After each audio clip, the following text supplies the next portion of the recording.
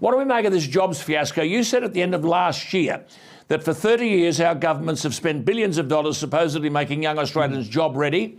But, quote, this is you, Mark Latham, now in the post-COVID economic recovery, there are 50,000 fruit-picking jobs, 30,000 hospital vacancies and 15,000 trades and construction jobs that can only be filled by foreign workers. Now, you've made the point that some parts of Western Sydney have youth unemployment at 30 and 40%.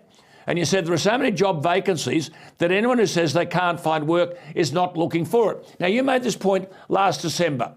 We're even worse off now than we were then, Mark. Well, the waste of money on so-called training programs to make young people job ready, where's all the money gone? This has gone over 30 years. I was in the federal parliament when Keating brought down the Working Nation statement, and the idea was that every young person have a pathway to work because they'd have the training and the skills to get them into a job. Well, how can we have high youth unemployment in places like Western Sydney and country New South Wales and labour shortages at the same time? The system needs someone to come in, a doer, to come in to get the proper focus so there's no excuses anymore. A young person wanting to look for a job will find one in the current environment. It might be working in hospitality, it might be cleaning, it might be retail, but it's a job. It's a foot on the ladder of the job market to get themselves into something even better down the track. So for all this training, we've still got young people, quite frankly, who are shaping up as job snobs. They won't take certain kinds of jobs. Well, for them, you need the tough love of saying you can't bludge on the dole forever. You must accept these job positions. I don't think the Centrelink system is fair income. It wasn't under Scott Morrison. And we've also got to do a lot more in the school system for young people, 13 to 15-year-olds, mainly boys, who disengage from the academic curriculum, to get them into effective training so they can get a job.